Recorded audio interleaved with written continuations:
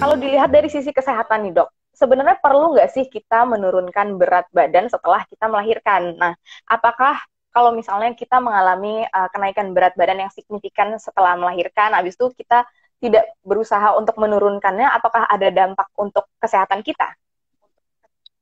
Benar, perlu sekali, sangat amat perlu untuk menurunkan berat badan, apalagi normalnya memang kalau kehamilan pasti naik berat badannya.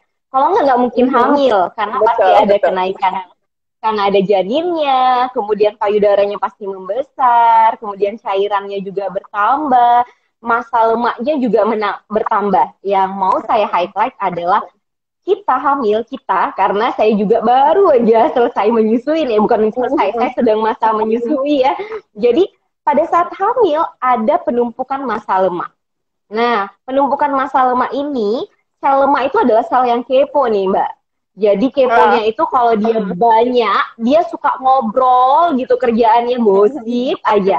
Nah, gosipnya itu buat radikal bebas di dalam tubuh. Nah, ini dia yang buat kalau ibu-ibu hamil, kemudian berat badannya nambah, harus segera diturunin supaya massa lemaknya nggak kepo, nggak gosipin orang lagi. Jadi radikal bebasnya turun.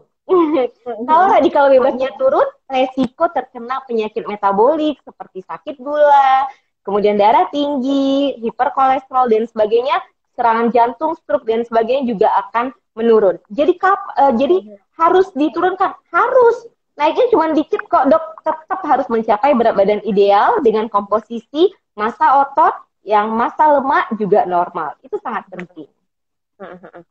Oke, balik lagi nih dok ke perkara soal makan dua porsi nih untuk satu orang gitu. Kan masih banyak nih, masih banyak banget nih pasti ibu-ibu yang berpikir bahwa apalagi dari masa kehamilan ya, kan harusnya makan banyak, pokoknya nggak usah ditahan-tahan makannya banyak aja karena saya makan untuk 2 orang. Nah itu sebenarnya dari sisi gizi tuh menurut dokter Hilna itu bener nggak sih kalau kita lagi hamil tuh kita makan untuk 2 orang gitu?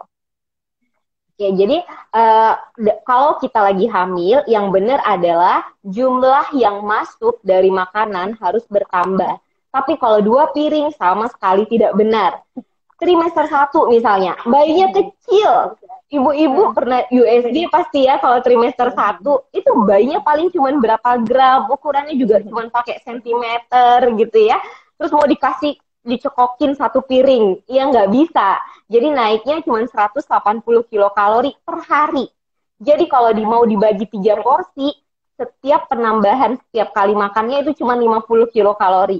50 kilokalori bisa makan apa sih? Nah, baiknya yang bisa dimakan itu adalah penambahan justru protein yang rendah lemaknya. Gitu. Jadi nggak 2 gitu ya, sama sekali nggak 2 piring jadinya. Nah, jadi balik lagi. Kemudian trimester 2 dan 3, nambahnya sekitar 300 kilokalori per hari.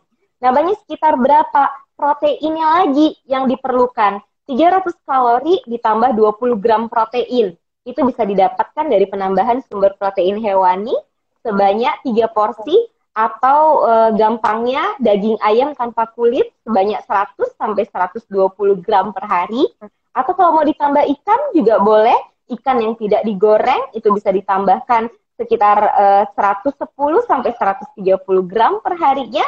Jadi seperti itu yang harus ditambah, bukan 1 piring gitu.